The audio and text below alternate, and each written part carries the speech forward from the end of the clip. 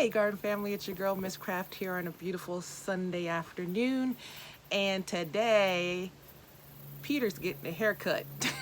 A much needed haircut. Stay tuned and I'll show you what I'm talking about.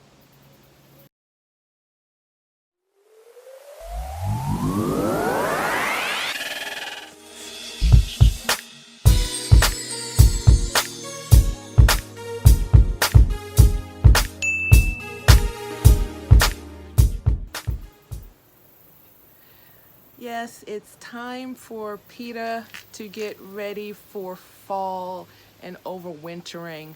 I'm looking to go ahead and continue the single seed challenge and see how far we can take this one seed.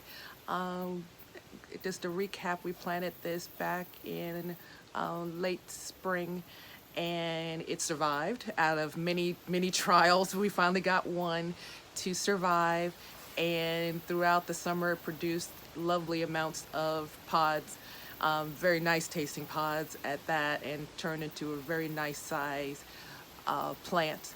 So now to try to continue the journey, excuse me, that was a fly.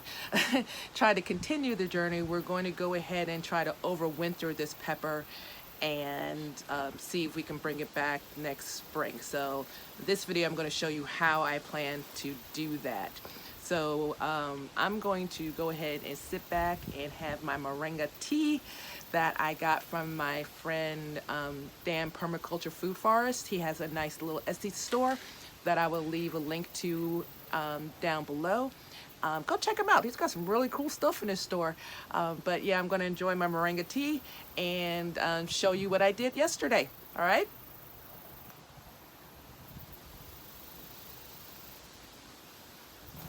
Okay, so the first thing we're going to do is take off the last of our fruit.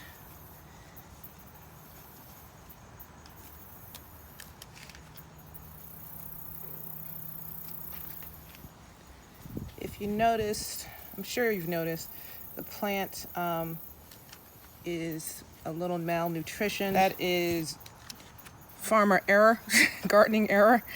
I had this sitting in a place where I thought it was getting the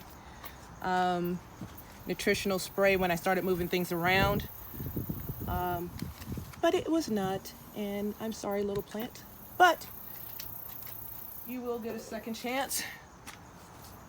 Fingers crossed. So we got all of our peppers off. As you can see, it didn't bother the peppers too much. I'm still cutting and cutting and cutting, which makes me happy. Maybe able to squeeze another bottle of hot sauce out of here. Who knows?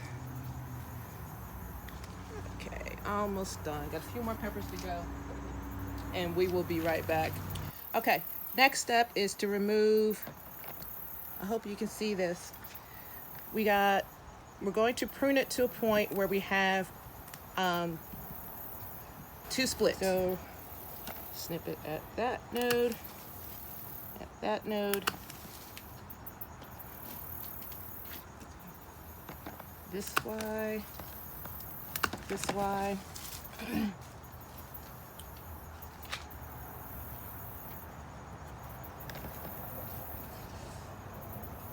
This way, and this way.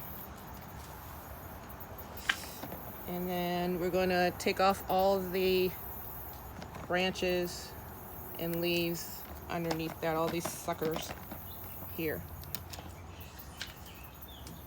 I know this is going to look very dramatic, and it is, but trust me, based on everything I'm reading and everything I'm seeing, to overwinter this is the right thing to do, as much as it's hurting my heart.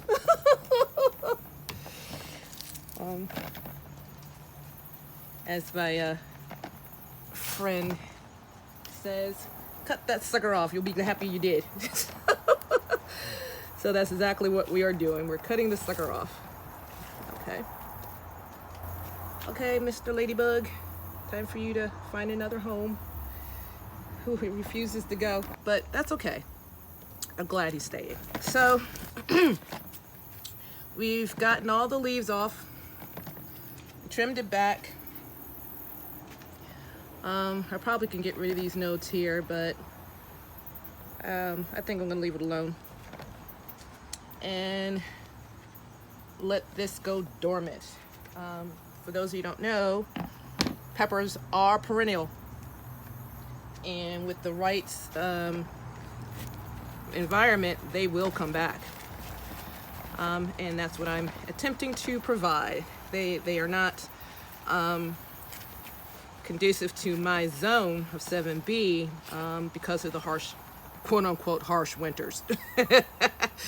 That's funny to me because I'm originally from New York, and I know what a relatively bad winter looks like. Not a harsh one. Never would know what a harsh one was, but harsh for this area, I would say.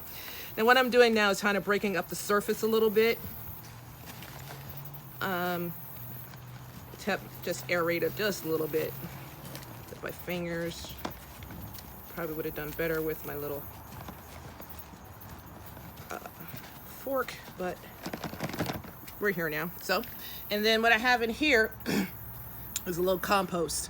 Now what I'm doing for two reasons. One, I told you was already kind of malnutrition from farmer neglect.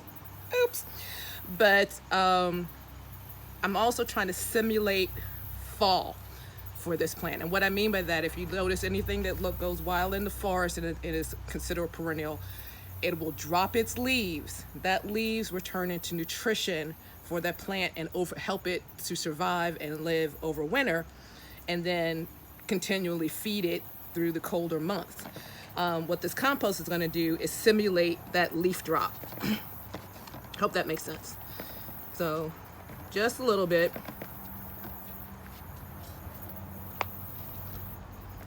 Right on top, just to give it a little something for it to feed on during the winter months, because once I put this away, I am not going to bother it any longer.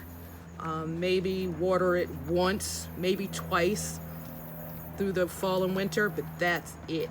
So we need to set it up for success, if you will. So got a little bit of compost in there. And then the next would be to mulch it. Okay, so we got our mulch here. Just the normal hay that I normally like to use. And there we go. So this extra off of here. Try to be neat. It's hard to be neat when you're carting. But there we go. Be neat. And there we have it. Our Peter pepper, one seed, is ready to be overwintered, and see if we can continue its life into the next year. Okay?